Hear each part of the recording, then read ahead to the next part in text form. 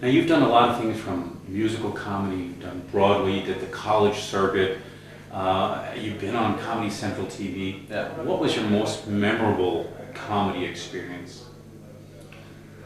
Oh man, there's been a few. We did the opening number from The Wedding Singer at Radio City Music Hall. Wow. Which was, for the Tonys live, which was absolutely terrifying. Mm-hmm. But when it was over and I had forgotten the words and I don't think I hit too many bad notes and my air guitar looked somewhat real, it was a great relief, and it was one of the most thrilling things I'd ever done. That was a great one. And then, whenever I get to go home and play, I went to college in a town called Kalamazoo in Michigan, and there's a beautiful old theater there named the State Theater that's like 100 years old, and I used to go see shows there. When I played that for the first time, probably seats 800 or 900 people, and I didn't know anybody would show up. I play a couple songs, I'm not on TV or the radio really that much, and the place was packed, and it was the place I had seen so many shows before, so that was also pretty thrilling. Is that where you saw The Man from La Mancha, your first theatrical piece? No, that was in Bay City, Michigan, where my dad was doing it in community theater. You played the Padre. Padre, yes, which I did in high school as well. So, is there a coincidence to the dream behind The Man of La Mancha, to dream the impossible dream, and where you've gotten to today? Well, now that you say that, there might be.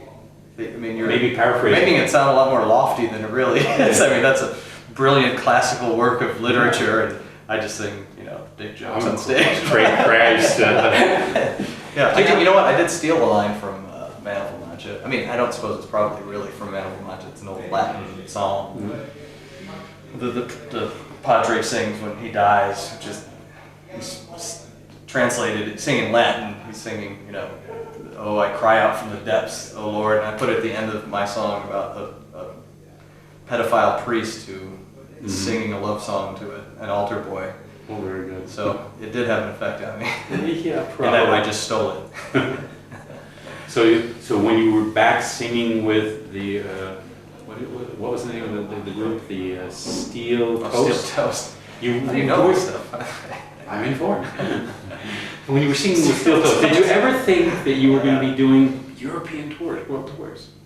No, I still don't think. It still seems like, how do these people know who I am? I mean, obviously it's viral video and it's YouTube and it's people just sharing songs, and thank you, Mr. YouTube, for doing what you do, because if you didn't, I would never be playing here. And I wouldn't be doing shows in Norway and Sweden and Dublin, where I'm off to next. It just, how would they know? Yeah. And it's been amazing. And even in the States, I have much bigger crowds now, because people get online, they like a song, they send it to their friend, and next thing you know, bam.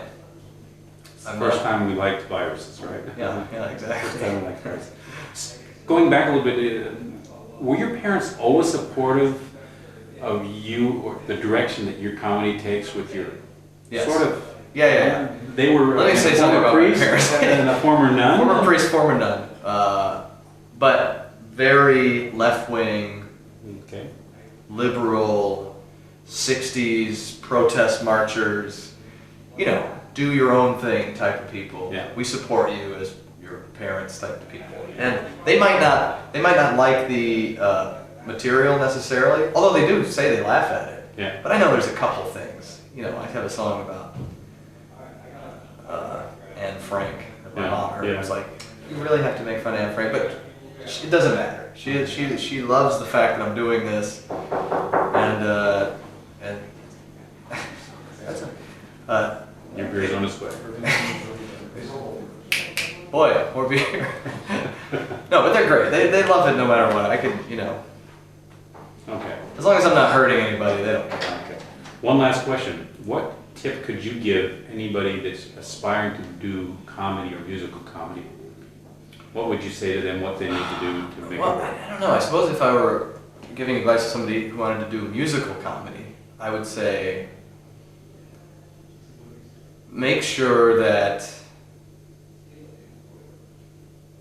well, this is just my opinion, but make sure that you take the music seriously, as serious as you do the comedy. Right. Because it's important not just to try to write something that is easy, it's an easy laugh, and you know, the music is sort of secondary. If you write a real song, people will respond to it because it'll get in their head, they'll want to sing along to it, it'll mean something. Okay. You know? And to those people who want to do comedy, although I don't have real roots in the comedy world, in that I never did the comedy club circuit in the States, just because I always preferred to do little folk clubs and rock clubs. Place where music was, because I wanted an attentive audience and not chicken wings being served. Right. You know, so if I could give any advice to somebody like that, I would just say to try to get in front of an audience as much as you possibly can, because you learn so much through experience only.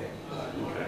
You can write, you can craft all the greatest jokes in the world, but until you get an audience who actually reacts to them, you won't know what to do in certain situations. So I would say just do it as much as possible. Even if it's just for your friends, or go to open mic nights, or wherever you can grab a mic and get people's attention. Try it, see if it works. Okay.